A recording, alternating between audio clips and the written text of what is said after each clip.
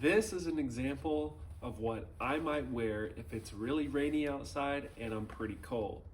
I've got my Ruger 44, and I've got this exoskeleton type of rain jacket poncho.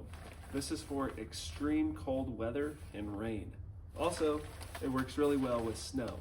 My father gave me Montana. Let me show you the layers I have on underneath so that you can get an idea of what I might wear when it's raining outside up here in Montana. Once I take off my outer layer of rain protection, I usually wear this nice Eddie Bauer jacket. This one isn't exactly 100% waterproof, which is why I wear this on top of it if it's really rainy.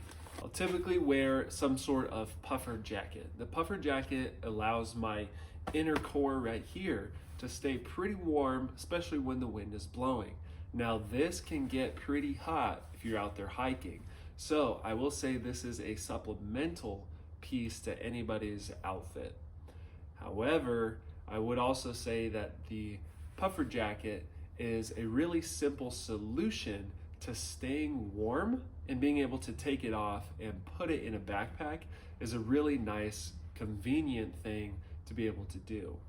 Underneath the puffer jacket, I typically will wear some sort of long sleeve shirt. And this is for temperatures ranging in the 30s to about 45 degrees. Anything hotter than that and you're gonna get pretty hot in that outfit. And underneath this, I like to wear a nice set of long johns.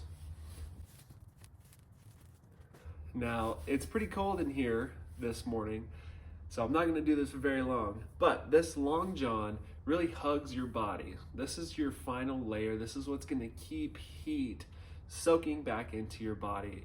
It basically hugs your skin, and so your skin basically has an extra layer on top of it that keeps it warm. For pants, I have these Patagonia hiking pants, and I have a pair of long johns. Don't worry, I'm not getting naked.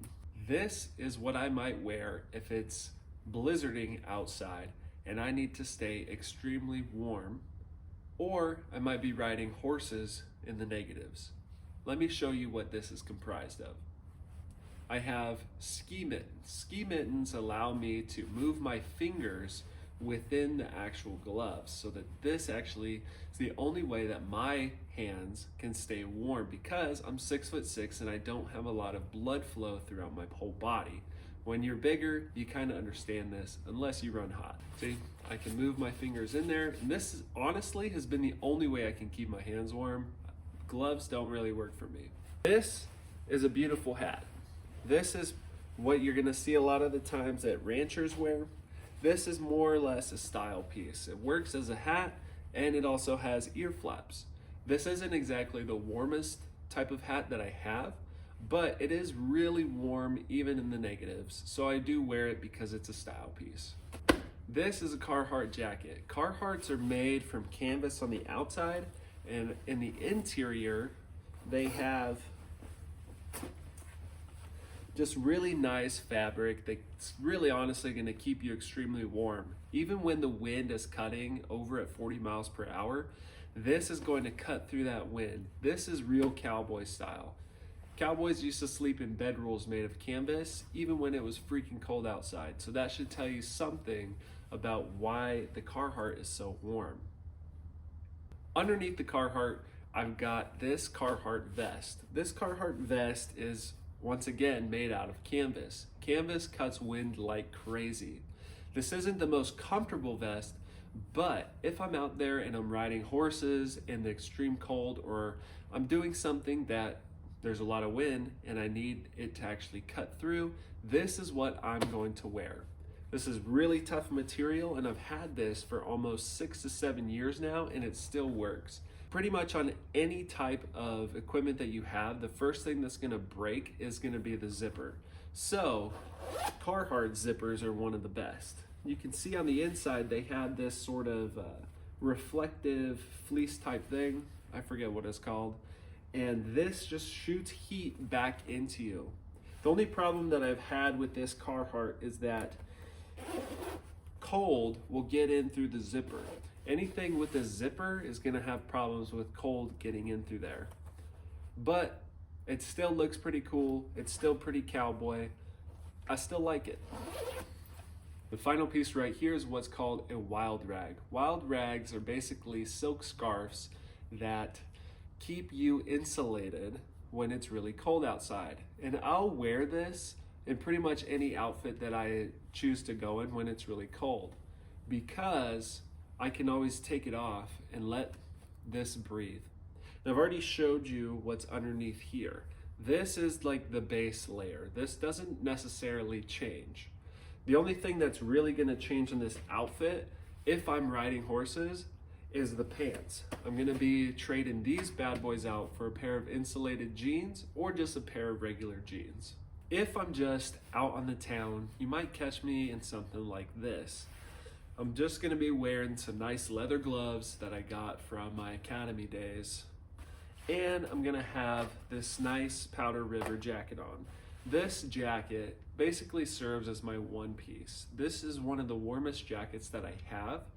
And to be honest, I think it's because the outside is made out of super thin wool, and the inside, for one, I've got these nice handy dandy buttons that seal in heat, block wind, and the interior is made of that fleece stuff that I have in that Carhartt vest. This is one of the nice fall jackets that I have. If I'm just running to the store, you'll probably catch me in this. When it gets down into the negatives here in Montana, I'll even go hiking and walking down the street in my snow pants. And a lot of times you have to wear snow pants because it's so cold. Even wearing the snow pants when it's deep into the negatives, you're still gonna feel a little bit of cold on your pants.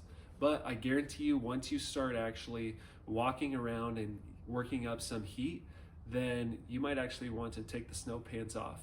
But don't do that, because in negative degree weather, your skin can't really be in contact with that for very long. And so what's gonna happen is that sweat that's on your legs is going to freeze and you're gonna get hurt. So don't do that. But I still highly recommend wearing the snow pants. Question for you guys is, I'm trying to replace this Carhartt jacket this winter. What should I replace it with? I've looked at puffer jackets and I've looked at different types all across the board of jackets, and I really can't decide. I used to wear a jean jacket, but it's not exactly warm enough. And so I would greatly appreciate it if you were able to tell me what type of jacket I should get. I want something that I can ride horses with, and I want something that I can go build a shelter in the woods with. I need a hybrid. The Carhartt doesn't really cut it for me because it's so massive, and to be honest, it's getting pretty old. You can see there's literal paint stains all over it. I'm probably gonna keep it in the arsenal, but I just don't wanna wear it all the time anymore. The final piece of the puzzle for me is a nice pair of Georgia boots. These are thick boy leather. This has honestly been the only pair of boots that my feet have been really warm in the negative degrees. I will wear these to go hunting, even when it's only 40 degrees outside. I'll wear these in the fall just to walk around in. They're a little bit heavier. As you can see, they have a thick layer between the sole of your foot and the ground, but that's huge, especially when there's snow on the ground, because the snow likes to suck the heat out of your shoes. And if you're somebody like me, where you already have problems with circulation to your outer extremities, then a pair of these boots is really nice. These are honestly one of the nicest pairs of boots that I've ever had. And I want to say they're about $200. Highly recommend.